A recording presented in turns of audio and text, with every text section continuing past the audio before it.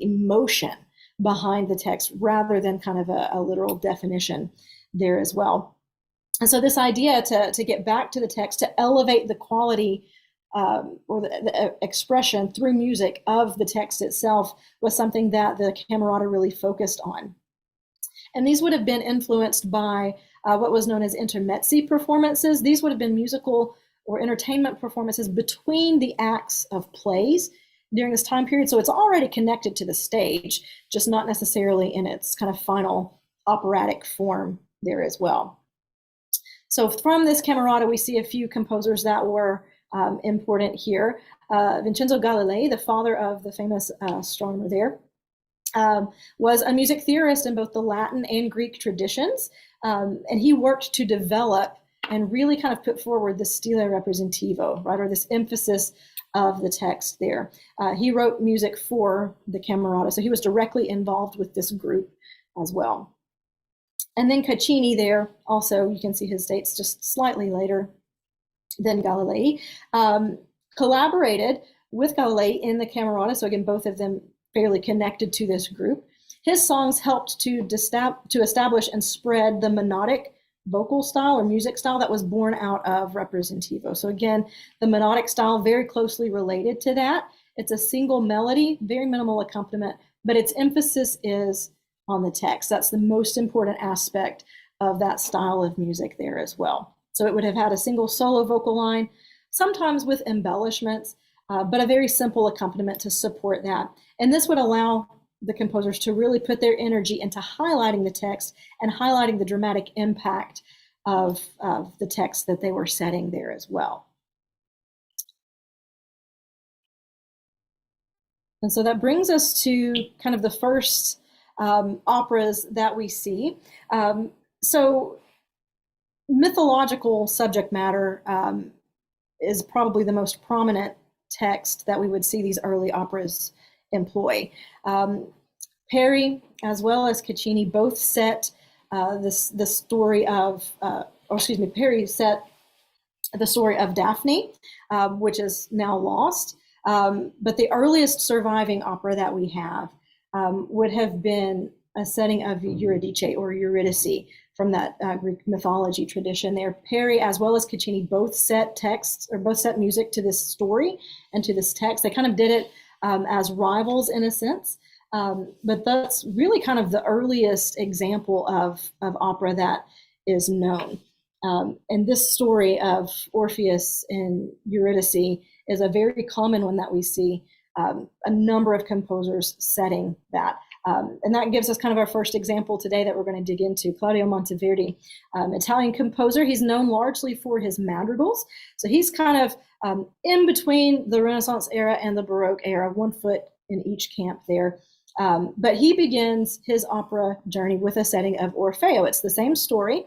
If you're familiar with the story there, we have Orpheus, who was an incredible musician, played the lyre, and was in love with Eurydice.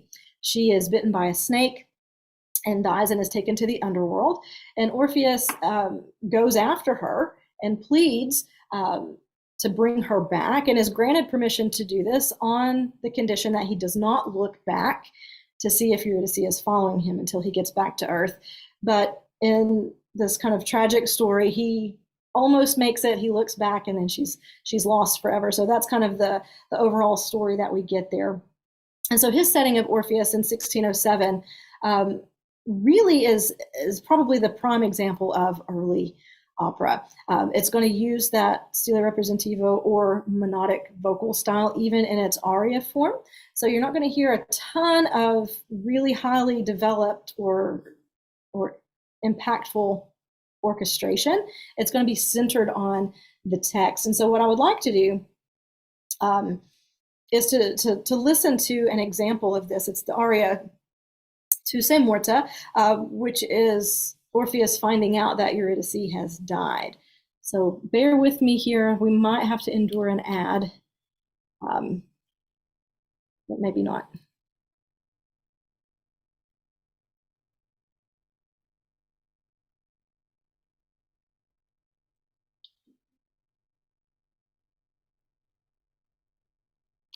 There we go.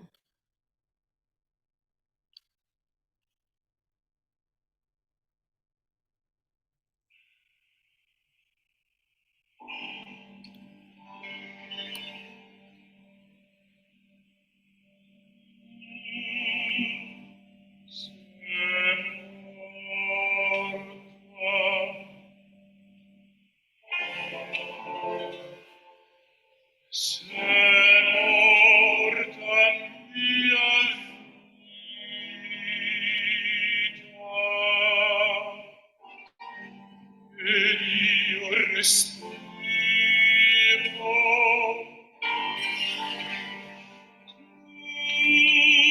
Tu sei da me partita,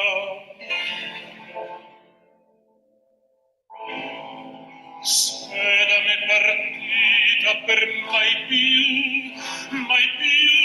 non tornare. Io rimango, no, no,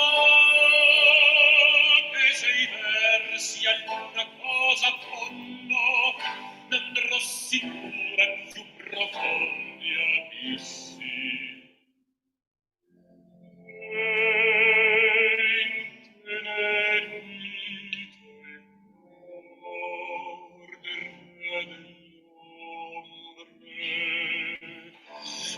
Trarotti a rivedere le stelle, se ciò negherà mio destino, rimarrò teco in compagnia di morte.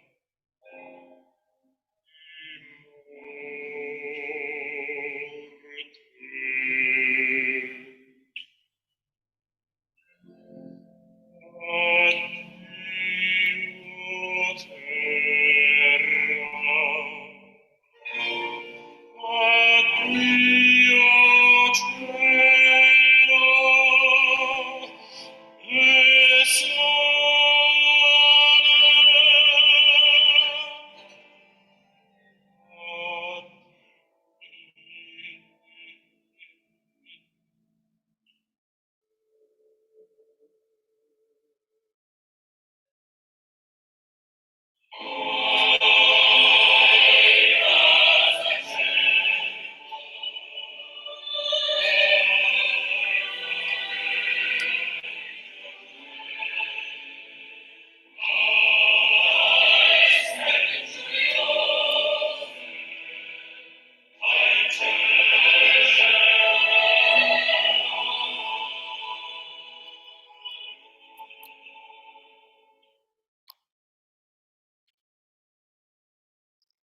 All right. It may take just a second for the computer mic to re-regulate my volume here. Here we go. All right, so what we heard, again, emphasized the text. It was fully sung, but still speech-like in nature, trying to convey the emotion behind the text in both the solo presentation done by Orpheus as well as the ensemble singing, as they were all kind of singing together there as well. So moving from Florence and Mantua, where Monteverdi had written Orfeo, we see the journey of opera move kind of geographically. So in Rome, Rome would have been kind of the hub of opera in the 1620s and 30s. There was a private opera theater that was built there, likely by the Barberinis, that set over 3,000 people. Again, these would not have been seats you could purchase a ticket for. These would have been private performances there for the upper class.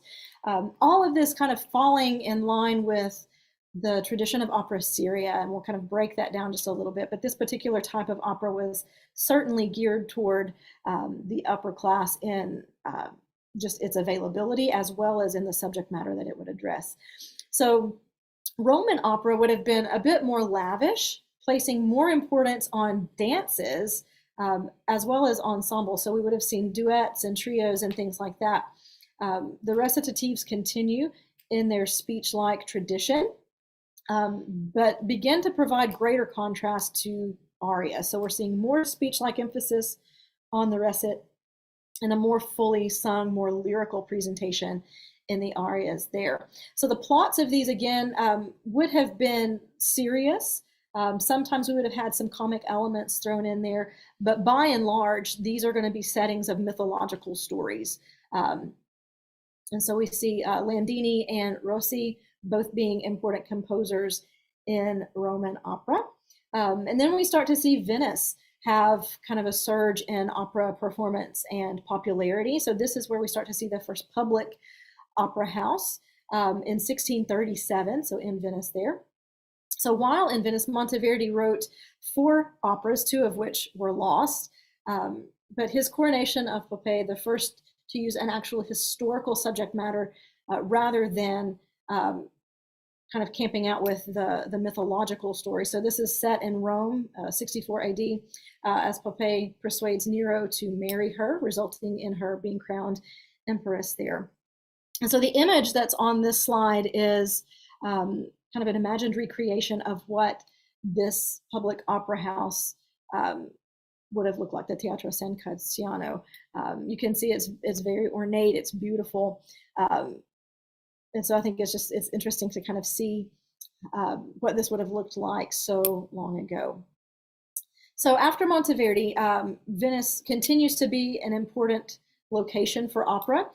We see a number of composers traveling to Venice and working directly there simply for the opera scene that we have there.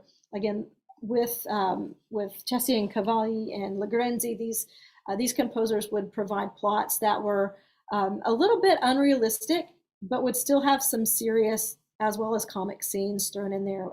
We see a very elaborate scenery. Stage machinery is used, very common. Sometimes we would see gods coming in on a cloud, just as part of the impact and dramatic emphasis that we see. But we do see solo singing dominate this particular type of opera in this time period there.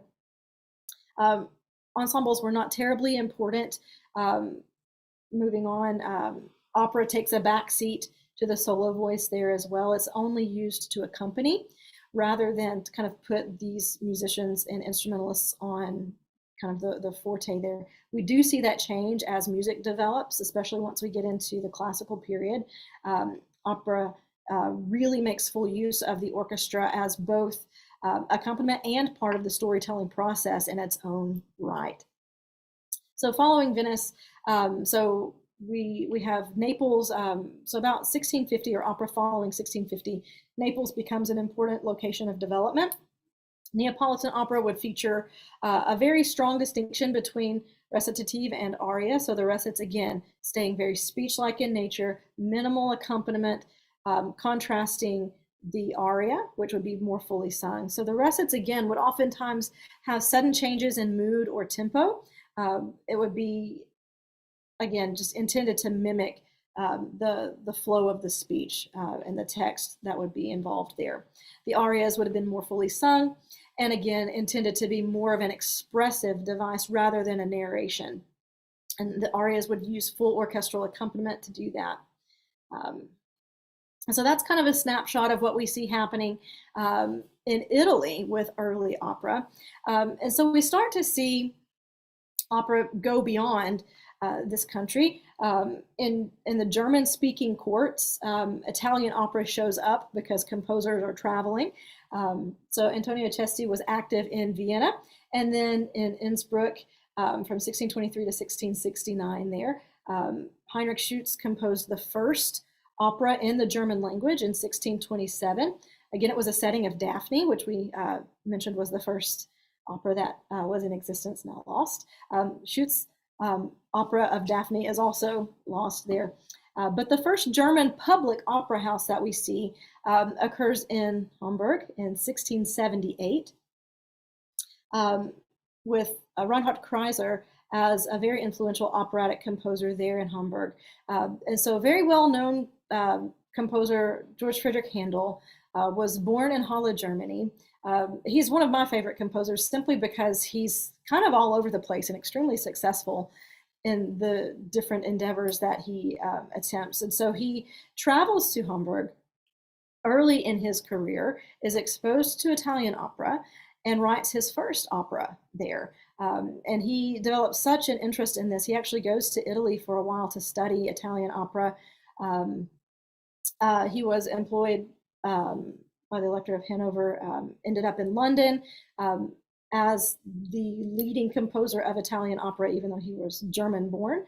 While in London, becomes the father of the English oratorio. So opera and oratorio are very similar in the performing forces that are involved. They both will use solo singing, ensemble singing, orchestral accompaniment.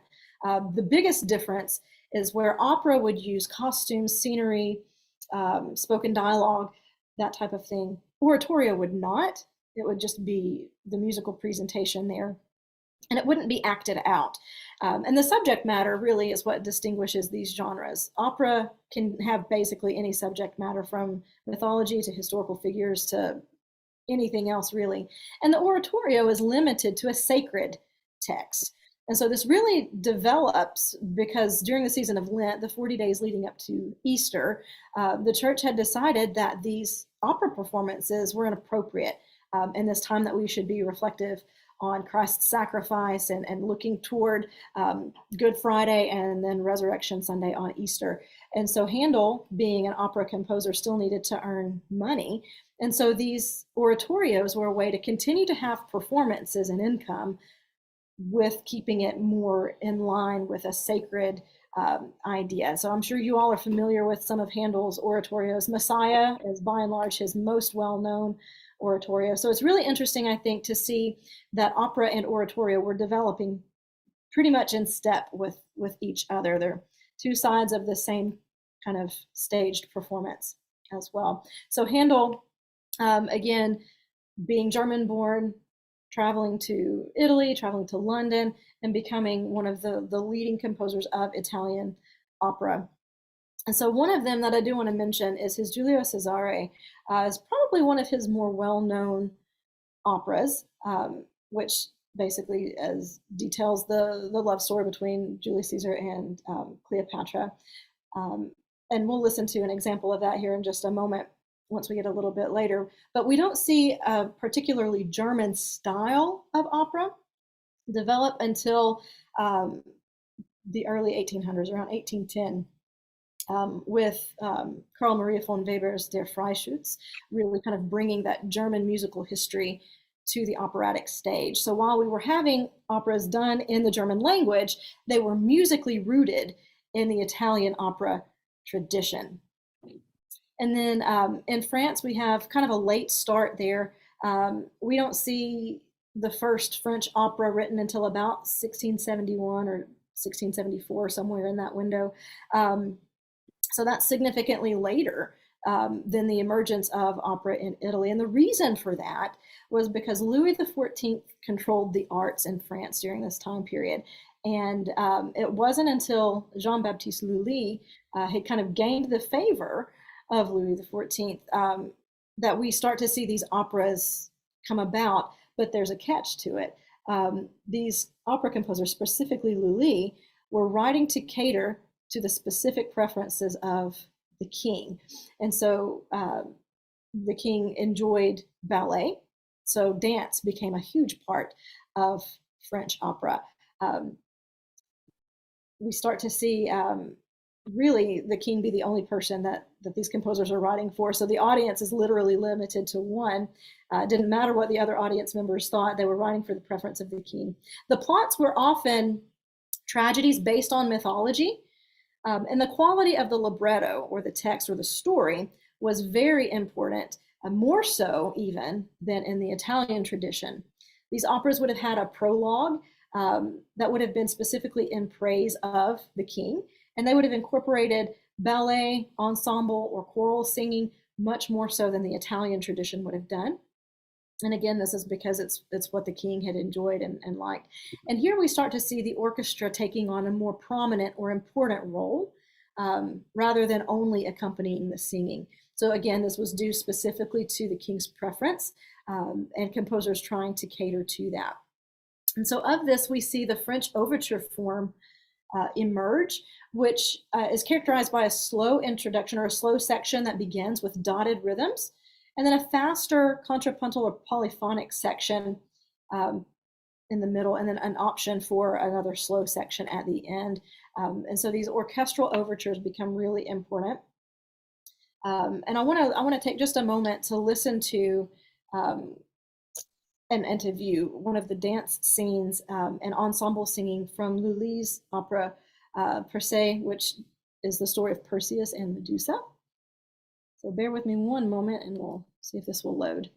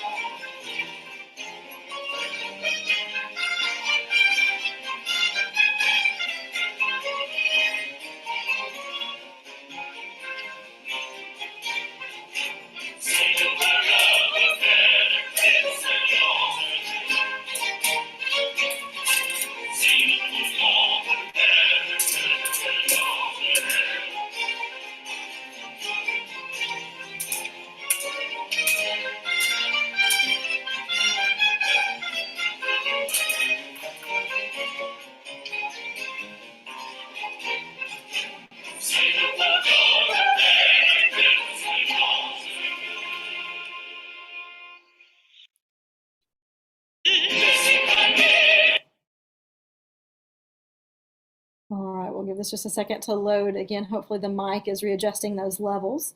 But that gives us an idea of what the ensemble singing as well as the emphasis of ballet would have looked like in French opera. So I mentioned these overtures where the French overture employed a slow section to open with dotted rhythms. And we have the Italian tradition there as well, which typically starts with a faster section. And I think it's important to note the impact that these overtures had on the classical period, which is coming later. So eventually, operatic overtures, known as sinfonia, began to be performed separately from the operas themselves. And so this is where we start to see the emergence of the classical period symphony. You can kind of hear phonetically symphonia, symphony, and that connection there. So we start to see these become standalone compositions.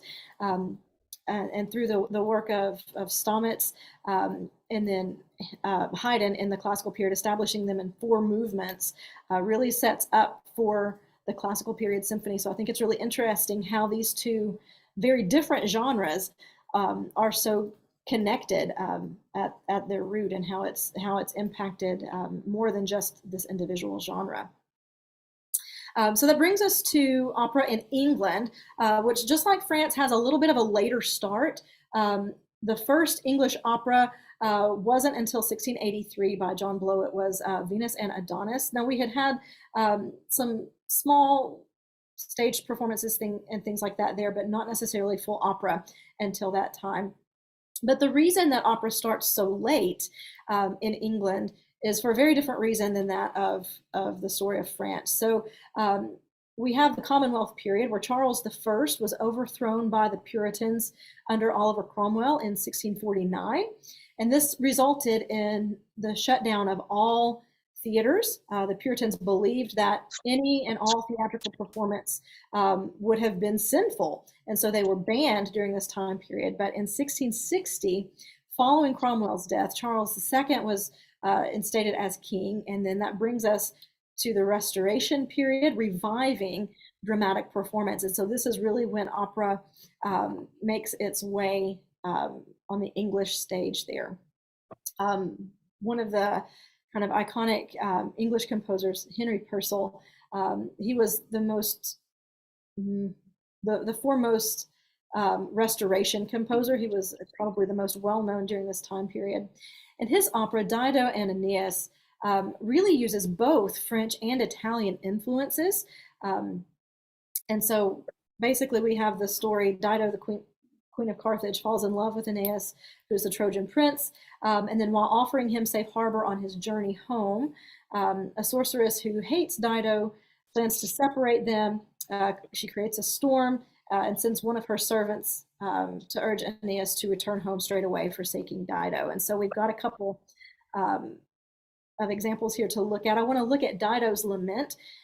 This is in 2 parts. It's the recitative, which again is speech-like, minimal involvement from the orchestra, which is Thy Hand, Belinda, and it goes into the aria, When I Am Laid in Earth. And so this is Dido's tragic end with her broken heart. And so I think this should move seamlessly into both. Let me see if it'll work here.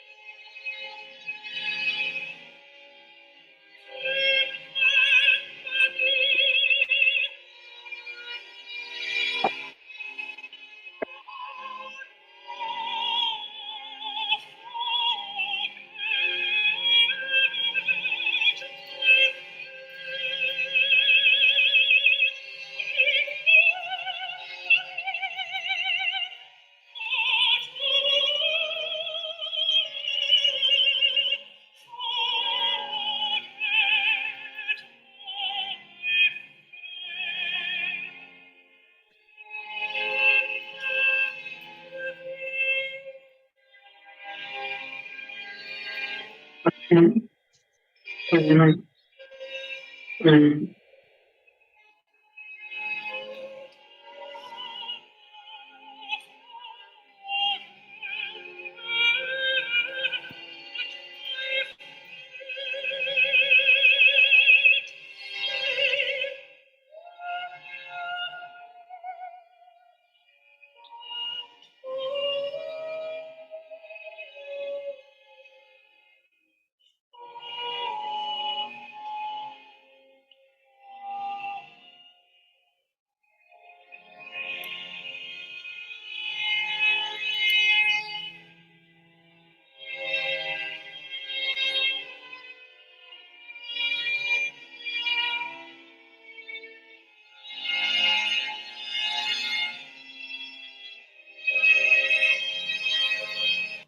We'll go ahead and stop there for this one. So just a few things that I want to mention about this particular aria.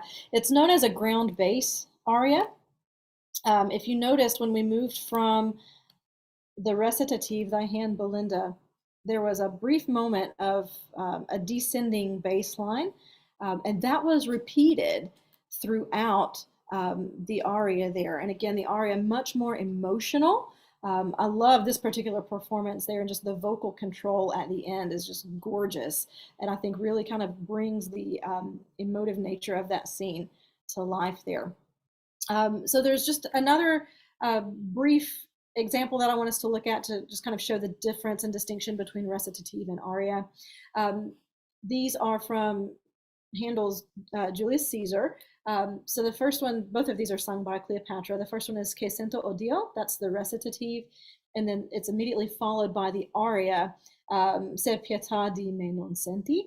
Unfortunately, I didn't have them in the same audio link, so they're separated there, but in the performance, it would have been a seamless transition. So we'll listen to just a brief moment of each of these to hear the musical difference and distinction between these two styles.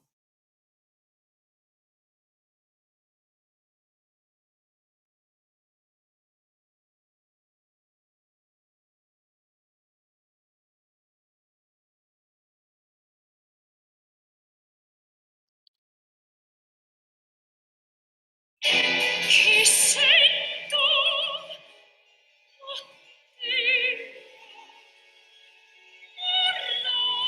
Cleopatra anima vile che parli mal taci avrò per vendicarmi in bellicosa parte di bellona insipianza un cor di Marte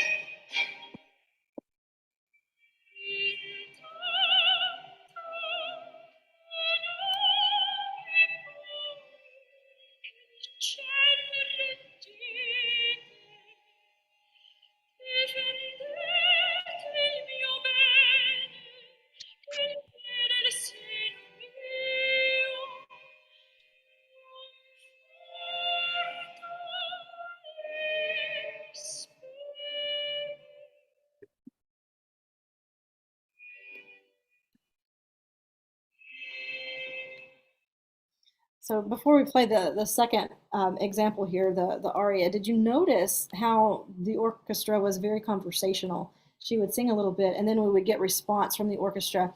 Then she would sing again, and the orchestra would respond. So it wasn't truly fully accompanying her. It was more of a back and forth, very speech-like in nature. And then here's the aria that would immediately follow.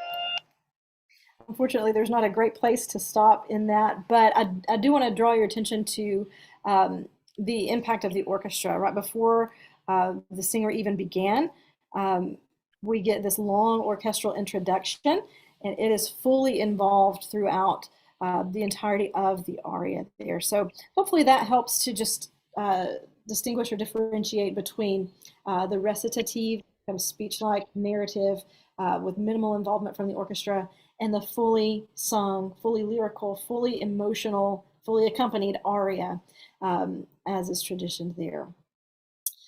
So that kind of is a snapshot of what we have up until or up through the Baroque period. And these operas would have been considered opera seria, which is the term here on the slide there. So serious opera, often based on mythological stories or people of great historical significance. But again, the mythological subject matter is the most popular. And these would have been intended for the upper class. A lot of these would have been private performances. We do see that shift once we get to the classical period with the development of opera buffa.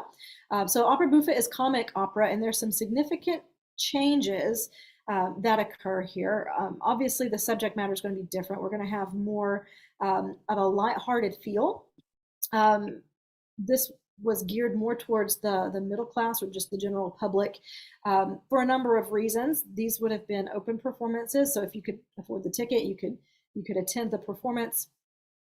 And a lot of times it made fun of nobility. The noble characters or the upper class characters of these operas were oftentimes made out to be foolish, and at the same time, the common person or the everyday man would have been elevated to the status of hero. So upper class didn't necessarily appreciate those elements of opera buffa as much as the middle class did.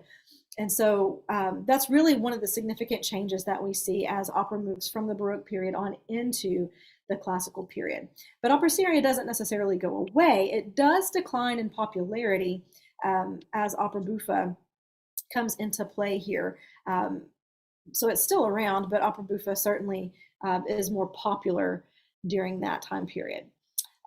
So I don't think we can think about classical period opera without thinking about Mozart. Certainly, he was not the only classical period opera composer. Christoph Gluck was certainly influential there, but we think of Mozart when we think of classical period opera. And you can see on the chart a list of his operas.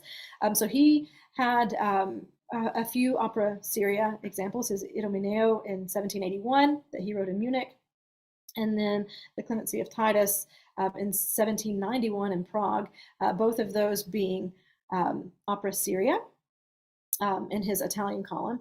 And then you see he's got an opera buffa with the Marriage of Figaro, so again, comic opera, and he did that in Vienna. And then Don Giovanni is kind of a new category here. It's Dramma Giocoso, which was actually the subtitle of one of Handel's Baroque period operas, but it's basically a combination of opera seria and opera buffa. So you have a serious subject or a serious story with a number of comic moments throughout that were not subtle. These would have been slapstick comedy moments kind of put into the story here.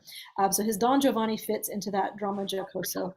Mozart is often credited with establishing the style. He's certainly the one that popularized it. So that's kind of another category of classical period opera that we have there. And then in his German column, again, these would have been German language, not necessarily a German style of opera. His Entführung aus dem Serail, or The Abduction of Seraglio, would have been a Singspiel, which was a light-hearted comic opera in a sense. And then probably his most well-known, most famous opera would be Die Zauberflöte, or The Magic Flute, which again has those elements of opera buffa, but this one is rooted in Masonic symbolism.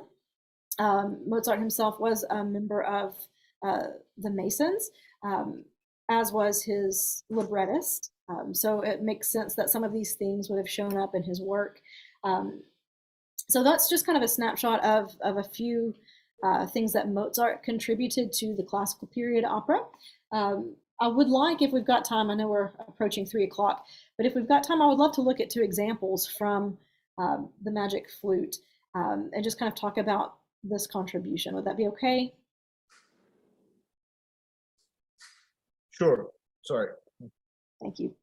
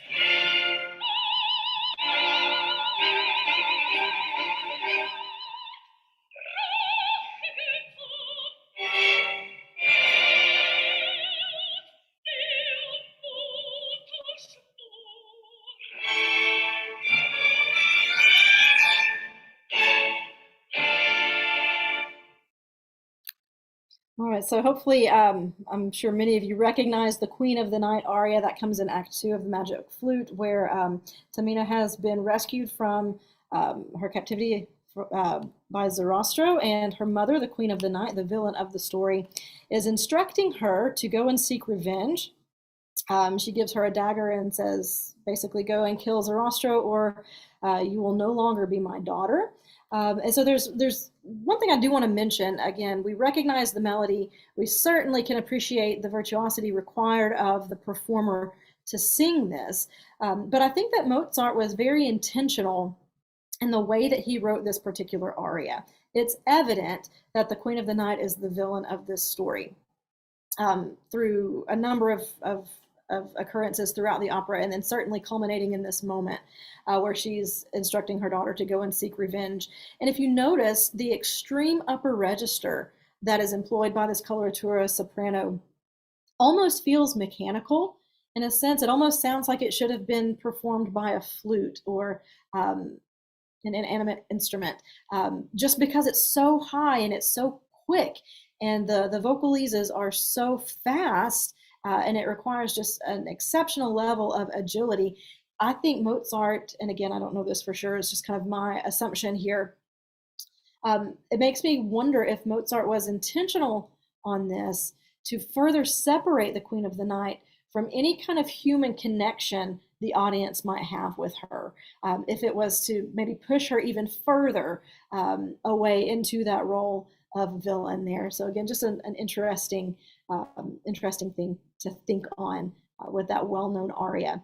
And then the last example here, the Papageno Papagena aria. It's a fun little duet. Papageno is the bird catcher in the story. He kind of represents the common person, the everyday person. His only goal, his only dream in life is to settle down and get married and have a family. And so this duet is where he's realizing that's going to happen. He has found his Papagena, his partner.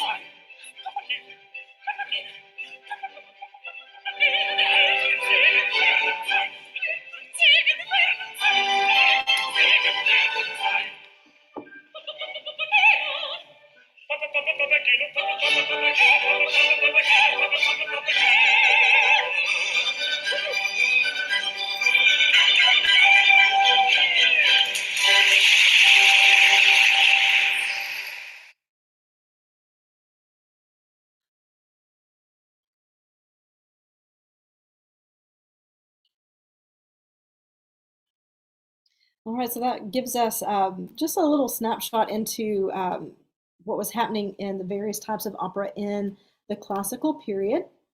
And as music continues to develop and moves on into the Romantic period, opera experiences a number of changes that are in line with just Romantic period musical characteristics there. But again, that's a conversation for another day. You could do a full lecture on any of the changes that are brought about from Romantic opera. So that's pretty much what I have for you all today. So thank you all for being with me. Wow, this is amazing. I'm very impressed. Yes, we have several questions. Is it okay to ask you some questions as well? Sure. Is it, yeah, great. I'll have my buddy Aaron, who does a lot of presentations with me, to read some questions, or particularly some questions on texts. One of the questions I have, so most of the operas, and maybe I digress, I'm by no means an expert, are sang in Italian. Then when it switches to German, moves to Germany, it's very dark themes, like a baby dies somewhere. There's this really crazy, like Baba Yaga comes out of nowhere and steals the baby. While we're talking about Italian, marriage of Figaro. Yeah. It's completely different paradigm. What Yeah. what do you attribute this darkness of Germany versus Italian glamour and ha ha he he type Yes. of thing? Um, a good bit of that is probably just simply due to the time period. In the Romantic period, when we really start to see a distinctly German style of opera develop, um, emotional expression becomes primary in music. In the classical period, we have absolute music, which is music for the pure enjoyment of music. And then in the Romantic era, we see this emotion that is really the forefront of composition. And we start to see an exploration into a lot of different themes, even within the human psyche, sometimes some of those darker themes. And so we do see some of those darker sides of the human psyche come through. We see references to the occult, all of those different things. And Carl Maria von Weber's Der Freischütz, certainly the kind of the iconic German style opera has all of those darker elements there. It's essentially a story of good versus evil. Samuel represents the devil. We have a hunter who's wanting to sell his soul to the devil so that he can win this competition. And so, I mean, there's certainly some darker themes and things there. So I think a lot of that's due to the time period. Excellent, excellent. Yeah, because yeah, I mean, it's to me, it's amazing. Aaron, would you be able to maybe read some questions, you have some of your own, and then we'll open up to the public as well. Go ahead. Yeah, I mean, I'd like to build. Can you guys hear me okay? Yes, we can hear you well. Thank you. I'd like to build a little on some of the backgrounder that you were doing, whether it was Louis XIV or the shape of politics in Germany, et cetera. Is that the influence of the dominant political environment had on opera, and in some ways how opera became a vehicle to communicate to at least elites and other aristocratic or a small amount of middle classes that there were there that were literate and could understand. What's your perspective on how those two sort of tied together, right? Like these either dominant political powerhouses like Louis XIV, or in the cases that you were bringing up with the German opera, because obviously there was no Germany yet. So these were all Prussian duchies and states, and spoke different dialects of German and Dutch, and so they all had different religious beliefs, and so there was all these sort of layers that were much larger than just the sort of joy of the music. So maybe you have a perspective on that. Sure. Yeah, I certainly see the connection between political situations and what's being produced, either to promote certain political expressions or in response to them. For example, Handel, when he was in England,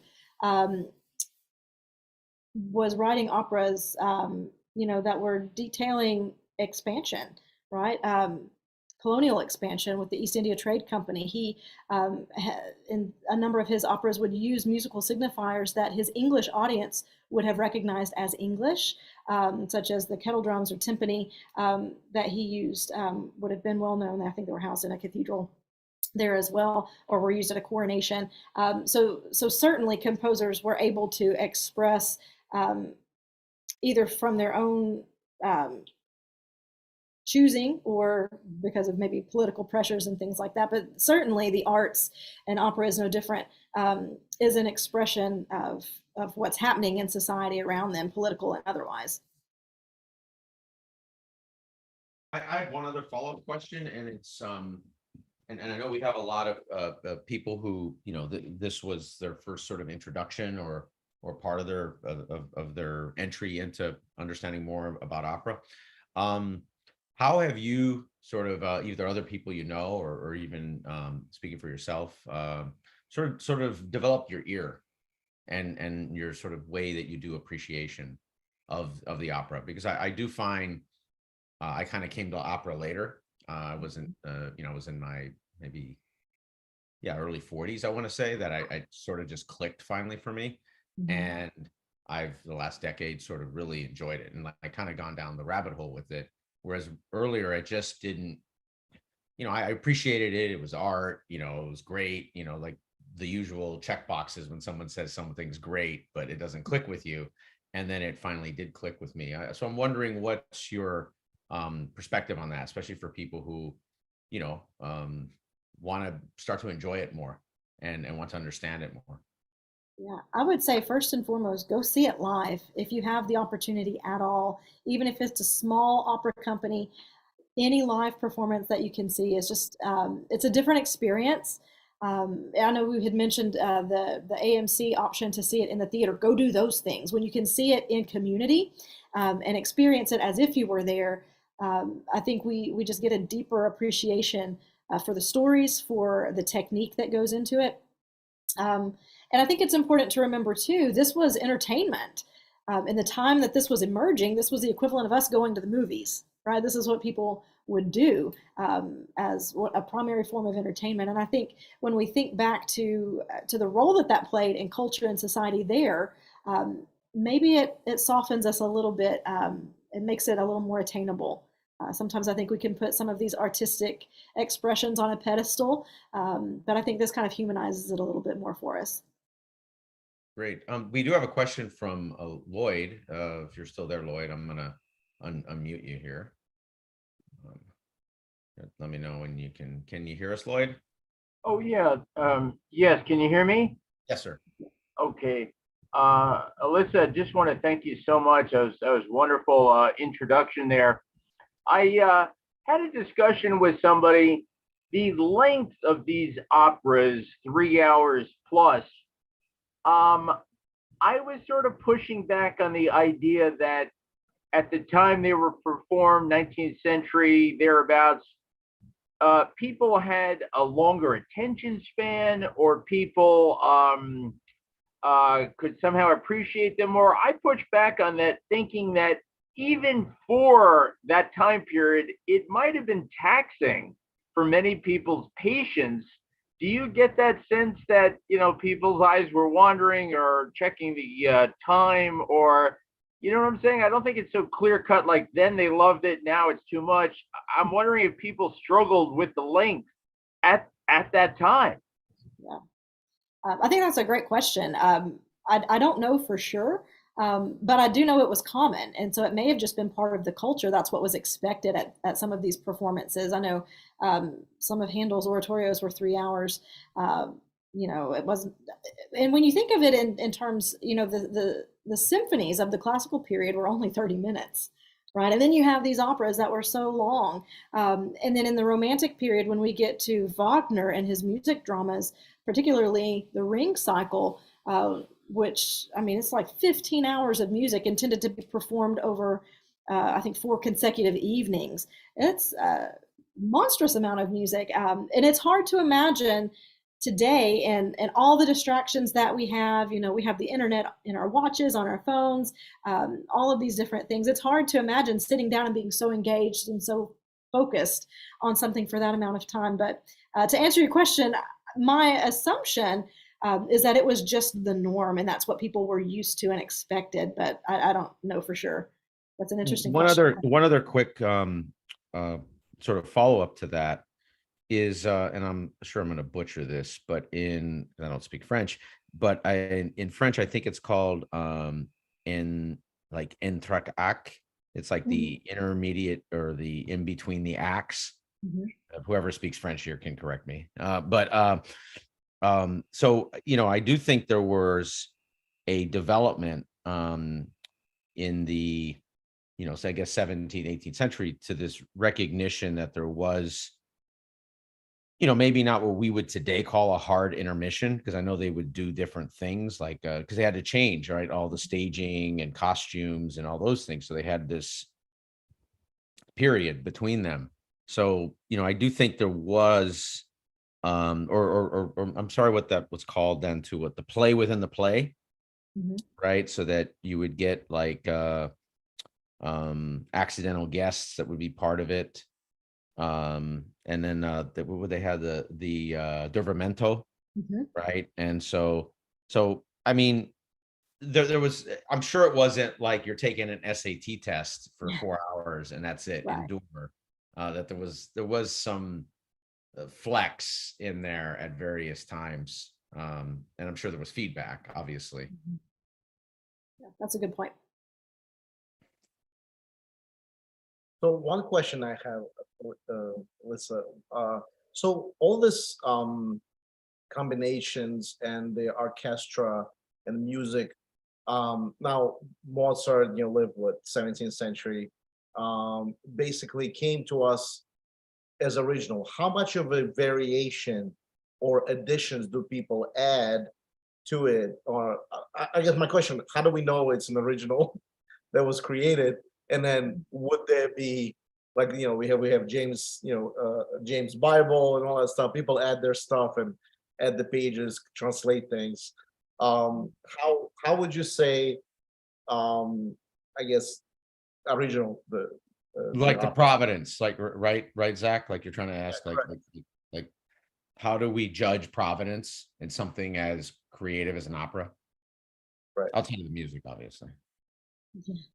Well, I mean, I don't know if this is answering your question or not, but they had music publishers and would catalog music. So all of Mozart's music is kind of grouped together and had editors and things like that. And so I think you could probably find some differences depending on which editor you're getting something from. But I think largely it's going to be fairly consistent because we had people preserving music at that time. Certainly not in as strong of a way as we would have now.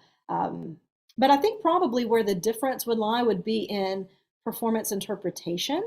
So maybe your director of the opera wants to do the magic flute, but maybe they have it set in Los Angeles and it's a very modern kind of updated set, but the storyline's the same. So I think there's certainly room for creativity in modern performances while still staying true to the notes and the crux of the story as well. All right, let's just see if there's any questions on the chat.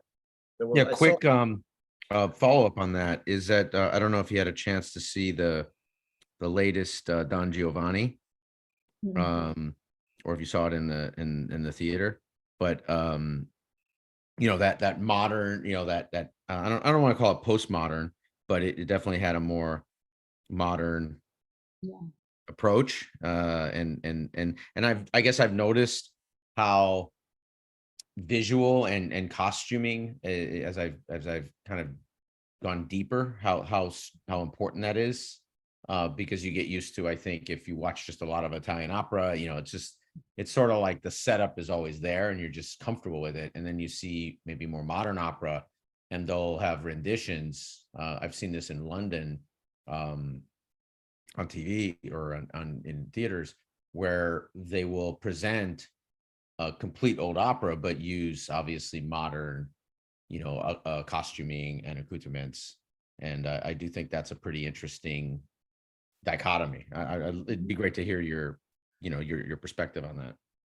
Yeah, I think it can really go either way. You can be a purist and want it exactly how Mozart would have approved of it, but music has changed since then. Society has changed since then. Art has changed since then, and I think it's the most important thing is that it's still performed. That we're still doing these live offerings of operatic art, and I think the experience would be different depending on the setting of it. If it's terribly modern and you're just thinking, my goodness, this is so outside the realm of what I thought was possible with the magic flute, it might take you back a second. But I do think, the main thing is that it's out there, that it's performed, and that people are enjoying it. So one of the questions I have in the chat before we get to Lloyd, Beverly says, I'm used to following on with text from hearing operas in different languages. So by habit, I follow the text in English. I noticed that there are more words in English. My question is, where does this extra words come from? Is it directed or personal performing? So that's a really interesting interesting question. So yeah, the super titles or subtitles there as we're following along, a lot of it is just difference in language. Um, you know, some languages will have 3 or 4 words for a single word in English, and sometimes it's the reverse of that. But that's an interesting question. I've never thought of that before. Yeah, I mean, particularly my future mother-in-law was in Argentina listening to opera. I forget it was the Tosca. Mm. And so she was listening to it. And after like 40 minutes, and she's usually very attentive, 30, 40 minutes, she's like, I can't read this anymore. And my fiance speaks Spanish, so she would read the Spanish subtitles. But it's hard to follow. But once you understand the music, once you follow, once you come to a particular, say you see Anna Netrebko, or Luciano Pavarotti, whatever, you come to the tenors, you come to the singing, you come to the storyline, and a lot of the storyline to what you were saying is from that time. We have to kind of understand and live in a lot of history. So our channel is a history channel. That's why, like for example, you're talking about Dido, right? I mean, how many people know who Dido, right? Carthage, people can connect that. It actually relates to Phoenicians, right? The Phoenicians were the original, seafarers that went as far as England, and Dido was one of the colonies that were set up in Africa, Carthage, and she was at the beginning of this whole thing. And we know Carthage from the wars that they committed versus Rome, 3 Punic wars. The Punic stands for Carthage. So it's interesting, you understand the story, you understand the history, and you listen to opera, it all kind of makes sense. Obviously, some of this stuff is embellished, made up, or whatever, but at the same time, it's interesting. I mean, they connect Dido to Trojans. I mean, there's no historical connection to that whatsoever, whether Troy was in Anatolia and Dido lived in Africa. Like it's just so it's an interesting, but that's what makes it interesting to me. Sure. In that regard. So we have Lloyd with a question. Let me unmute. And how are we doing with time? Let us know if if with I apologize because it's so interesting. I would never want you to let you go, but you need to let us know. That's okay. We'll do about 5 more minutes. 5 more minutes, good. All right, thank you so much. Let me unmute Lloyd. 5 more minutes. There you go. Just a quick question about Don Giovanni from Mozart. Was he sort of having fun with that character? Because I know he himself had numerous mistresses, was a ladies' man, so to speak. So was he is it sort of ironic that he's sort of damning Don Giovanni to hell, and he's sort of, having his mistresses in different cities, I suppose? Yeah, that's a really interesting connection there. That would be worth kind of looking into to see what some other maybe musicologists have read into just what Mozart was doing in that time period, particularly as he was preparing this opera. But yeah, I think that's an interesting connection. So it very well could have been he was expressing some kind of personal thoughts there through that character. I think that's all the questions we have, and really appreciate. This is an amazing presentation. I hope you say you have a big audience. Once I said that who's presenting, people looked at your first presentation. So would love to have you back. This is really amazing, and we want to make it kind of relationship here as well. But if you had chance, obviously, I know, and congratulations again on your addition to the family. Thank you. And we'll be in contact. Thank you so much again. This was amazing. Thank you so much for having me out. It's been a blast. Thank you, and I hope Thank everybody you so has much. a nice. It was wonderful. This was really wonderful. Thank you. Thank you. All right. Thank you, Zach, for all the great work you do and bringing all this great conversation to everybody. Thank you. Have a nice rest of the Sunday, guys. Thank you. Bye. Enjoy.